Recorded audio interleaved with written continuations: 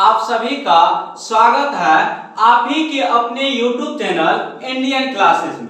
दोस्तों, आज जो चर्चा करने वाले हैं क्लास 10वीं का बिहार बोर्ड केमिस्ट्री का ऑब्जेक्टिव जो एग्जाम 2022 में फरवरी 17 से होने वाली है, उसका कुछ इंपॉर्टेंट ऑब्जेक्टिव लेकर के आए हुए हैं जो बिहार बोर्ड में 17 फरवरी से जो एग्जाम होगा उसमें पूछा जाएगा।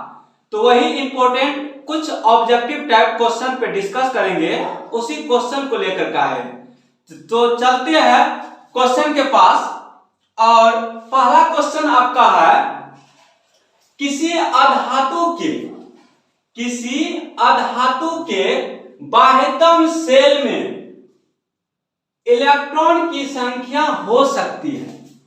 यानी कि कोई भी अधातु है, नॉन मेटल है, उसके बाह्यतम कक्षा में, सेल मतलब होता है कक्षा, बाह्यतम सेल में इलेक्ट्रॉन की संख्या हो सकती है। तो बाह्यतम सेल में अधातु है, तो बाह्यतम सेल में जो इलेक्ट्रॉन की संख्या होगा वह होगा आपका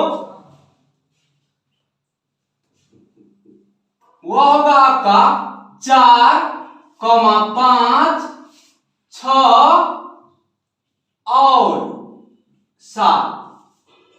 और 7 होगा। यानी कि किसी अधातु के बाह्यतम सेल में इलेक्ट्रॉन की संख्या जो हो सकती है वह क्या सब हो सकती है? 4, 5, 6 और 7 हो सकती है। अगर यही अधातु के जगह अगर धातु रहता, मेटल रहता, तब अगर धातु रहता तो धातु में कितना होगा? तो धातु अगर रहता, मान लीजिए यहां अगर धातु रहता तो धातु में जो होता वह धातु में आपका हो जाता कितना? तो धातु में हो जाता आपका इलेक्ट्रॉन की संख्या 1, 2 और 3 होता। धातु में कौन होगा? 1, 2, 3 होगा। यानी कि कहने का अर्थ हुआ किसी अधातु के बाह्यतम सेल में इलेक्ट्रॉन की संख्या होती है 4, 5, 6 और 7। अगर अधातु के जगह धातु रहता तो धातु, अगर मान लीजिए यहां अधातु के जगह धातु रहता तो धातु के बाह्यतम सेल में इलेक्ट्रॉन की संख्या अगर बोला जाता तब धातु में क्या हो जाता? बाह्यतम सेल में 1, 2 और 3 रहता। 1, 2 और 3 रहता। 1, 2 और 3 रहता। 1, 2 और 3 रहता। 1, 2 और 3 रहता। अब चलते हैं नेक्स्ट क्वेश्चन के पास। लोहे की अभिक्रिया भाप से करवाने पर लोहा कौन सा ऑक्साइड बनाता है? यानी कि लोहा लेते हैं हम लोग Fe लिए, Fe, भाप मतलब होता है जल H2O के साथ करवाते हैं तो ये बना देता है Fe3O4 प्लस हाइड्रोजन गैस क्या करेगा? मुक्त करेगा। हाइड्रोजन गैस क्या करेगा? मुक्त करेगा। यानी कि लोहे की अभिक्रिया भाप से करवाने पर कौन सा ऑक्साइड बनाता है? तो लोहा को जब भाप मतलब जल के साथ अभिक्रिया करवाते हैं तो Fe3O4 बनता है और हाइड्रोजन गैस मुक्त होता है। तो क्या बना दिया? फेरोस्फेरिक ऑक्साइड। क्या बनाया? फेरोस्फेरिक ऑक्साइड। कौन चीज बनाया? फेरोस्फेरिक ऑक्साइड बनाया। कौन चीज बनाया? फेरोस्फेरिक ऑक्साइड बनाया। यानी कि लोहा को जब भाप यानी कि जल के साथ अभिक्रिया कराते हैं तो क्या बनता है? तो फेरोस्फेरिक ऑक्साइड बनता है। क्या बनता है? फेरोस्फेरिक ऑक्साइड बनता है। क्या बनता है? फेरोस्फेरिक ऑक्साइड बनता है। नेक्स्ट क्वेश्चन के साथ चलते हैं। जैसे एक तत्व परमाणु संख्या 16, एक तत्व परमाणु संख्या 16 है तो आवर्त सारणी में इस तत्व की वर्ग संख्या क्या है? यानी कि एक तत्व की परमाणु संख्या 16 है, अर्थात आवर्त सारणी में इस तत्व की वर्ग संख्या क्या होगा? तो वर्ग संख्या भी क्या होगा? 16 होगा। वर्ग संख्या में क्या होगा? 16। और उस तत्व का नाम जो होगा वह क्या हो जाएगा? सल्फर हो जाएगा। सल्फर। सल्फरे को हम लोग गंधक भी बोलते हैं। सल्फरे को क्या बोलते हैं? गंधक भी बोलते हैं। सल्फर को क्या बोलते हैं? गंधक भी बोलते हैं। गंधक भी सल्फर को बोला जाता है।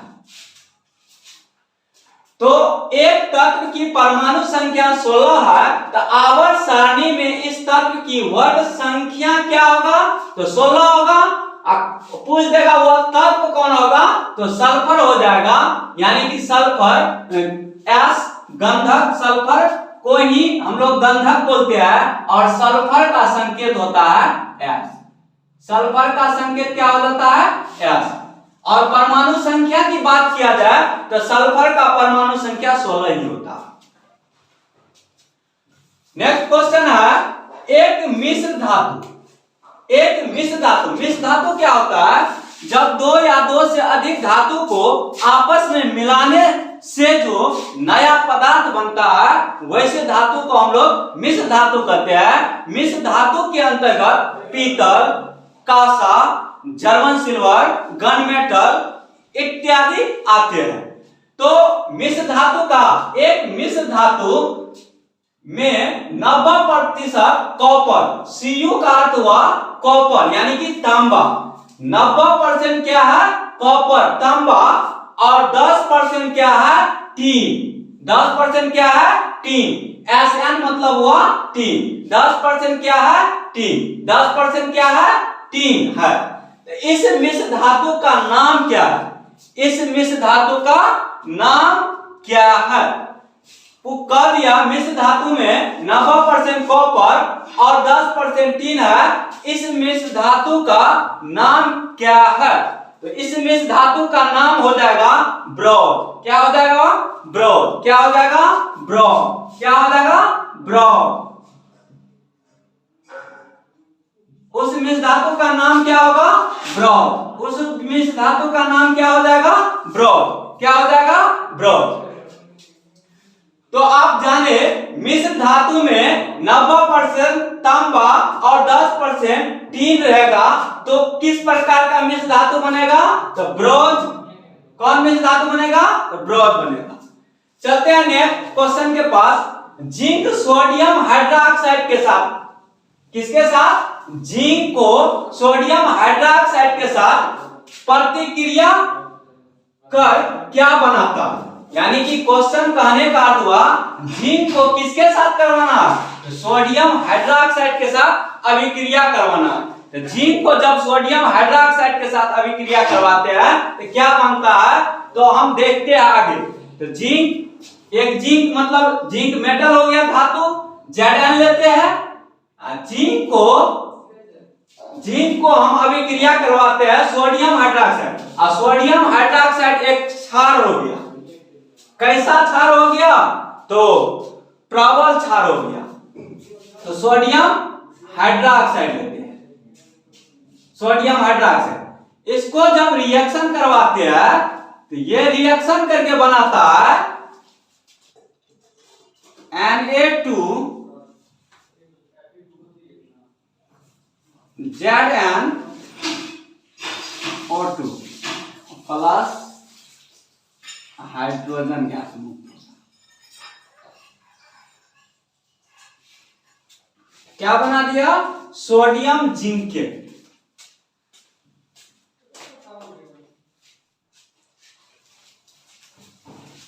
जिंक सोडियम हाइड्रोक्साइड के साथ प्रतिक्रिया कर क्या बनाता है? तो जिंक लेते हैं और जिंक को जब सोडियम हाइड्रोक्साइड के साथ अभिक्रिया करवाते हैं तो Na2 ZnO2 plus H2 gas बना करके उड़ाता है, मुक्त करता है। H2 गैस मुक्त करता है क्योंकि धातु है, धातु क्षार से अभिक्रिया कर रहा है। यहाँ क्या किया, हाइड्रोजन गैस को मुक्त कर दिया और बनाया कौन चीज, सोडियम जिंकेट बना दिया। कौन चीज बना दिया, सोडियम जिंकेट। क्या बना दिया, सोडियम जिंकेट। तो जिंक जो है सोडियम हाइड्रोक्साइड से अभिक्रिया करके सोडियम जिंकेट बनाएगा। जिंक जो है सोडियम हाइड्रोक्साइड से अभिक्रिया करके सोडियम जिंकेट बनाएगा। जिंक जो है सोडियम हाइड्रोक्साइड से अभिक्रिया करके सोडियम जिंकेट बनाएगा। अब चलते हैं नेक्स्ट क्वेश्चन के पास। कौन सा धातु यानी कि कौन सा मेटल, कौन सा धातु वायु में उच्च ताप पर यानी कि हाई टेम्परेचर पे, कौन सा मेटल हाई टेम्परेचर वायु पर गर्म किए जाने पर भी ऑक्सीजन यानी कि ऑक्सीजन से संयोग नहीं करता। ऐसा कौन सा धातु है जो हाई टेम्परेचर पर गर्म करने पर या गर्म किए जाने पर ऑक्सीजन से संयोग नहीं करता? तो वह जो धातु होता है वह सिल्वर होता है, आपका चांदी। वह कौन धातु होता है, सिल्वर यानी कि चांदी, सिल्वर चांदी Ag। इसका परमाणु संख्या का चर्चा किया जाए तो 47 होता है, 47। परमाणु संख्या का चर्चा किया जाए, एटॉमिक नंबर का चर्चा किया जाए तो चांदी का एटॉमिक नंबर 47 होता है, Ag 47 होता है। नेक्स्ट क्वेश्चन के पास चलते हैं। अयस्क में उपस्थित उपद्रव कहलाते हैं। अयस्क में उपस्थित उपद्रव कहलाते हैं। क्या कहलाते हैं, तो गेन कहलाते हैं। क्या कहलाते हैं, गेन। गेन का दूसरा नाम है आधात्री। गेन का दूसरा नाम क्या है, आधात्री। गेन होता क्या है, तो किसी भी अयस्क में उपस्थित अशुद्धि पदार्थ को हम लोग गेन या आधात्री कहते हैं। किसी भी अयस्क में उपस्थित अशुद्धि पदार्थ को गेन या आधात्री कहते हैं। तो यहाँ क्वेश्चन आता है, अयस्क में उपस्थित उपद्रव कहलाते हैं, तो गेन या आधात्री। क्या कहलाते हैं, गेन या आधात्री कहलाते हैं। नेक्स्ट क्वेश्चन के पास चलते हैं। साग सब्जियों का विघटित होकर कंपोस्ट बनना किस प्रकार का अभिक्रिया? यानी कि साग सब्जियों का विघटित होकर कंपोस्ट बनना किस प्रकार की अभिक्रिया? ये जो है आपका अभिक्रिया हो जाएगा ऊष्माक्षेपी। कौन अभिक्रिया हो जाएगा, ऊष्माक्षेपी। कौन हो जाएगा, ऊष्माक्षेपी। अब ऊष्माक्षेपी अभिक्रिया क्या होता है, तो बोलेंगे वैसी रासायनिक अभिक्रिया जिसमें अभिक्रिया के फलस्वरूप ऊष्मा का क्या होता है, त्याग होता है, उसे ही क्या कहेंगे, ऊष्माक्षेपी अभिक्रिया कहेंगे। क्या कहेंगे, ऊष्माक्षेपी अभिक्रिया कहेंगे। और एक आता है ऊष्माशोषी अभिक्रिया, जिसमें ऊष्मा का अभिक्रिया के फलस्वरूप ऊष्मा का क्या होगा, ग्रहण होगा, उसको हम लोग ऊष्माशोषी अभिक्रिया कहते हैं। लेकिन यहाँ पे क्वेश्चन था साग सब्जियों का विघटित होकर के यानी कि सड़ने गलने से कंपोस्ट बनना किस प्रकार की अभिक्रिया, तो ऊष्माक्षेपी अभिक्रिया।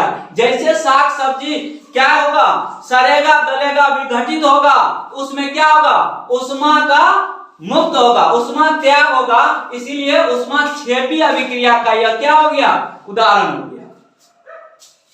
नेक्स्ट क्वेश्चन चलते हैं। उपचयन वह प्रक्रिया है जिसमें, अब उपचयन वह प्रक्रिया है जिसमें, उपचयन का दूसरा नाम है ऑक्सीकरण। उपचयन का दूसरा नाम क्या है, ऑक्सीकरण। उपचयन का दूसरा नाम ऑक्सीकरण।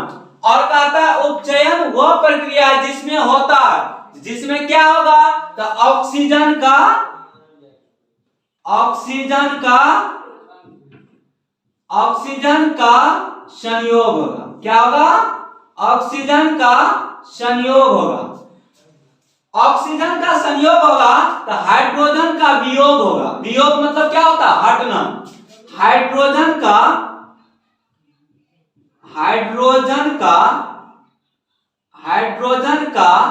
वियोग होगा। हाइड्रोजन का वियोग होगा। जब हाइड्रोजन का वियोग होगा तो इसमें इलेक्ट्रॉन का क्या होगा? त्याग होगा। इलेक्ट्रॉन का त्याग होगा। इलेक्ट्रॉन का त्याग होगा। इलेक्ट्रॉन का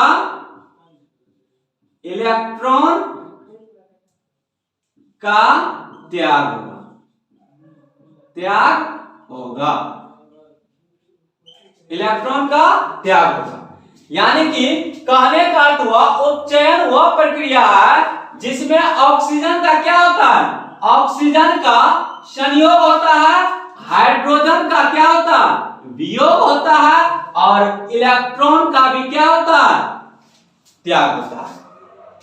अब नेक्स्ट क्वेश्चन चलते हैं। किसी अम्लीय विलयन का पीएच मान होता है, किसी भी अम्लीय विलयन का पीएच मान क्या होगा? 7 से कम होगा।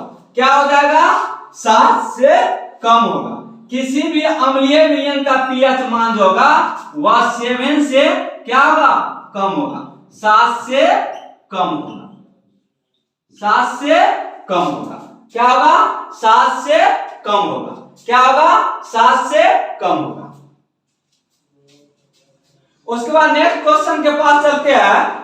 लिखा गया है क्वेश्चन, सोडियम बाइकार्बोनेट का अणुसूत्र होता है। सोडियम बाइकार्बोनेट का अणुसूत्र होता है। सोडियम बाइकार्बोनेट को हम लोग मीठा सोडा भी बोलते हैं।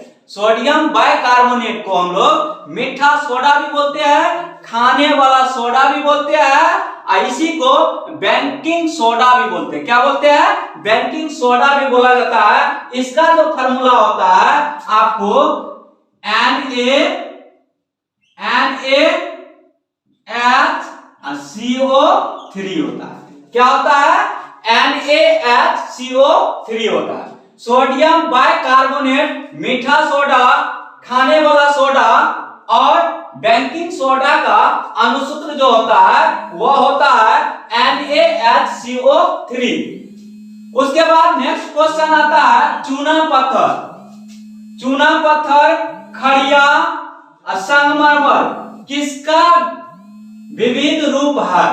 यानी कि क्या कहा? चूना पत्थर, खड़िया, संगमरमर किसका विविध रूप है?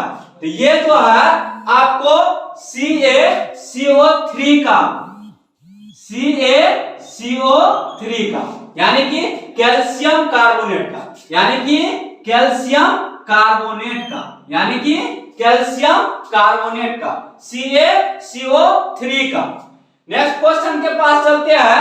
कहता है जठर का पीएच वैल्यू होता है, यानी कि जठर का पीएच वैल्यू होता है।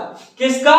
तो जठर का पीएच वैल्यू होता है, यानी कि जठर का पीएच वैल्यू होता है वो होता है 1.2। क्या होता है? 1.2। क्या होता है? 1.2। नेक्स्ट क्वेश्चन चलते हैं। लोहे से जिंक लेपित करने की प्रक्रिया को क्या कहते हैं? यानी कि लोहे से जिंक लेपित करने की प्रक्रिया को क्या कहते हैं? तो हम लोग उसको कहते हैं गैल्वेनीकरण। क्या कहते हैं? गैल्वेनीकरण। गैल्वेनीकरण क्या कहते हैं? गैल्वेनीकरण कहते हैं। क्या कहते हैं?